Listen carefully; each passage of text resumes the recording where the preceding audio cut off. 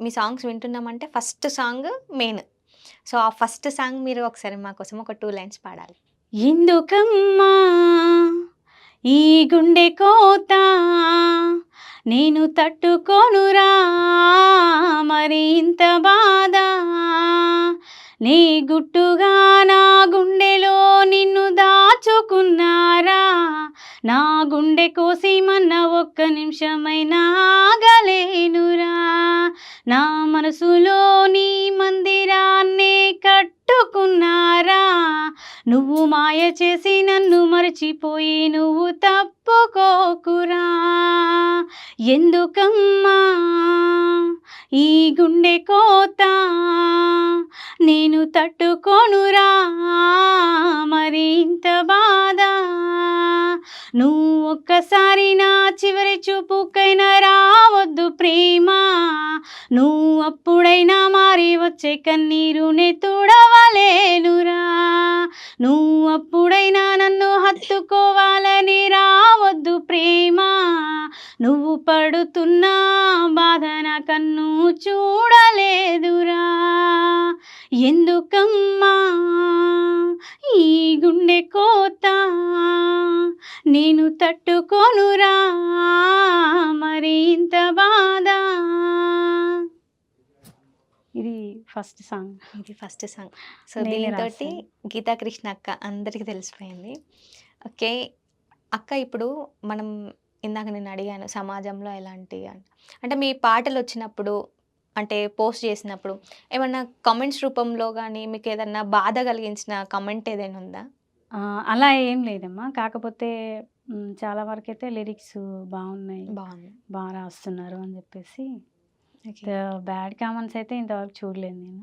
అంటే కొంతమంది శత్రువులు ఉంటారు గదా! ఆ! కావాలని గూడా వేరే వాళ్ళతోటి కామెంట్స్ చేపిస్తూ ఉంటారు. హ్మ్. ఎందుకు ఆ అమ్మాయి అంత స్టేజ్‌కి వెళ్ళడం అని. సో, అలాంటివి ఎప్పుడైనా ఫేస్ చేసారా మీరు?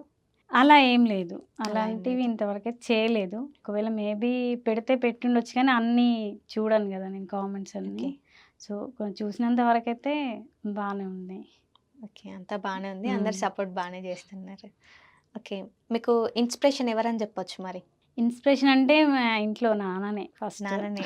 ఎందుకంటే నాకు ఇంట్లో ఫస్ట్ స్టార్టింగ్ నాన్న పాడుతుంటేనే ఇంట్రెస్ట్ ఉండేది. నాన్న గాని అప్పుడప్పుడు అమ్మ పాడుతుండేది. అట్లా మా అక్క, అన్నయ్య కూడా పాడుతుండేవాళ్ళు చిన్నగున్నప్పుడు. నేను వింటుంటే ఇగ ఓకే. సాంగ్స్ బాగున్నాయి పాడుతుర్రు కదా అని. పాట వినిపిస్తే చాలు ఇగ అంటే నాకు నేను నా మనసులో వినుకునేదాన్ని ఇంట్రెస్ట్‌గా ఓకే. అట్లా. ఇప్పుడు పాట వినిపిస్తే చాలు మనసులో వినేదాన్ని. నాకు ఎప్పటినుంచో ఒక క్వెషన్ తిరుగుతా ఉంటుంది. సింగర్స్ సాంగ్స్ పాడేటప్పుడు కళ్ళెందుకు క్లోజ్ చేసుకుంటారు అసలు? కళ్ళు అంటే చాలామంది నన్ను అడుగుతారు అట్లా. సో, నాకేంటంటే కళ్ళు మూస్తే డిస్టర్బెంట్ లేకుండా ఆహ్, చూడకుండా పాడగలుగుతాం అంటే అవి గుర్తు రావడానికి. ఓకే. సో, కాన్సంట్రేషన్ అంతా దానిపైనే ఉంటది. ఓకే. అట్లా మంచిగా పాడగలుగుతాం అన్నట్టు. నాకు సంబంధించి అయితే నేను అలా అనుకుంటాను. ఓకే. హ్మ్. మీకు ఎక్కువ సపోర్ట్ చేసింది ఎవరక్క అంటే ఇండస్ట్రీలో? ఇండస్ట్రీలో అంటే నాకు స్టార్టింగ్‌లో అంత తెలీదనమాట. ఓకే. ఫస్టు 'రామ్ సింగర్' ఉన్నారు గదా! అవును. సో, వాళ్ళకి నేను ఫస్ట్ కాంటాక్ట్ అయ్యాను. ఫస్ట్ ఎస్‌టీవీ బంజారా తర్వాత మళ్ళీ వాళ్ళకి కూడా కాంటాక్ట్ అయ్యాననమాట.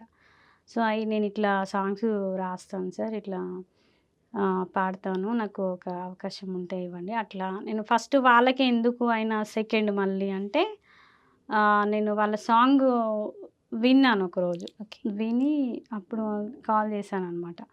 సో, అట్లా పాడిర్రు ఆ సాంగ్ అన్నట్టుగా మాకు ఏమన్నా ఉంటాయేమో అవకాశాలు. ఇప్పుడు ఎస్‌టీవీలో ఇచ్చారు కాబట్టి వీళ్ళ ఛానల్ వాళ్ళ ద్వారా గూడా ఏమన్నా వస్తాయేమో అన్నట్టు అలా నేను వాళ్ళకి కాంటాక్ట్ అవ్వడం జరిగింది. సో, వాళ్ళ ద్వారా గూడా నాకు అవకాశాలు ఇప్పించారు రాము గారు. ఓకే. అట్లా. సో, థాంక్ యూ చెప్పాలంటే ఎవరికి చెప్తారు మరి? థాంక్స్. ఫస్ట్ ఎస్‌టీవీ బంజారాకు ఎస్‌టీవీ బండి. చెప్తాను.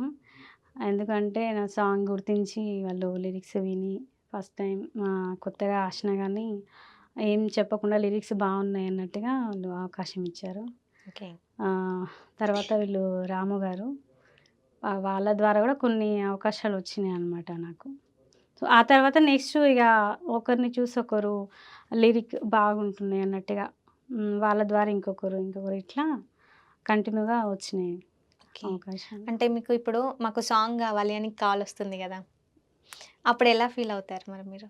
అప్పుడు హ్యాపీగా ఫీల్ అవుతాను. ఫస్ట్ అయితే చాలా వరకు నాకు తెలిసిన వాళ్ళ కాంటాక్ట్స్ అయితేనే నేను అవతల వాళ్ళ సాంగ్స్ రిసీవ్ చేసుకుంటా. అంతే వాళ్ళ ఛానల్ ఫలానా వాళ్ళు రాయొచ్చా లేదా అన్నట్టుగా. వేరే కొత్త నంబరు తెలియని వాళ్ళంటే నేను చేయననమాట. So, okay. అంటే కొంతమంది చేయించుకుంటారు. కొంతమంది ఊరికే గూడా కాల్ చేసి అడుగుతుంటారు. మళ్ళీ తీసుకోరు. సో, అట్లని చాలా వరకు తెలిసిన వాళ్ళ ద్వారానే ఓకే. అవుతుంటాను. కార్తీక్ అని మా తమ్ముడున్నాడు. తను గూడా బాగా సపోర్ట్ చేస్తాడు. ఓకే. ఏమన్నా అవకాశాలున్నా గానీ నాకు చెప్తూ ఉంటాడనమాట. లిరిక్స్ గానీ, సింగింగ్ గానీ. ఆ తమ్ముడు గూడా సపోర్ట్ చేస్తాడు. ఈ ఓకే. ఫీల్డ్‌లో నాకు ఎవరైనా తెలిసిన వాళ్ళ ద్వారా గూడా నాకు అవకాశాలు చెప్తూ ఉంటాడనమాట. ఓకే.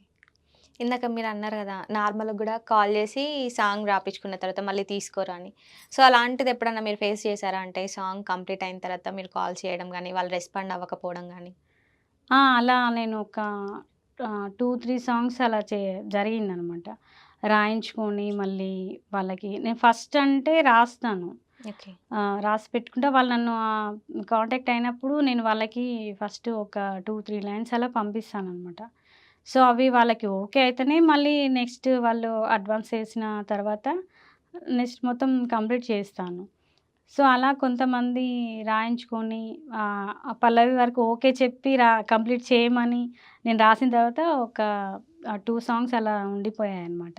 మళ్ళీ కాల్ చేసి మేడం ఇలా మాకు వీలవ్వట్లేదు. కొంచెం ప్రాబ్లమ్‌లో ఉన్నాము. తర్వాత తీసుకుంటాం. ఎవరికన్నా ఇచ్చేయండి అట్లా ఇట్లా అని చెప్పేసి ఒక 2 సాంగ్స్ అలా జరిగాయి. ఓకే. ఇప్పుడు మీరు రాసిన సాంగ్స్ అన్నీ మీరే పాడతారా? అలా ఏం లేదు కొంతమంది మీరు రాస్తారు గదా! మీరే పాడితే బావుంటది. మీరే పాడండి అంటారు.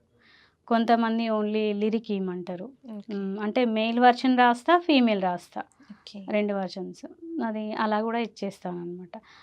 అంటే ఉంటారంట అలా గూడా. బట్ వాళ్ళు అడుగుతారు ముందే. మేడం మీరు రాస్తే మీరే పాడాలా? అలా ఏమన్నా రూల్ ఉందా? ఓకే. అంటే లేదండి అలా ఏం లేదు. మీ ఇష్టం మీరు పాడమంటే పాడతాను. లేదు వేరే వాళ్ళతో పాడిస్తామన్నా లిరిక్ ఇస్తాను అని ఓకే. చెప్పేసి అంటా నేను. వచ్చిన అవకాశాన్ని ఎందుకు పోడగొట్టుకోవడం.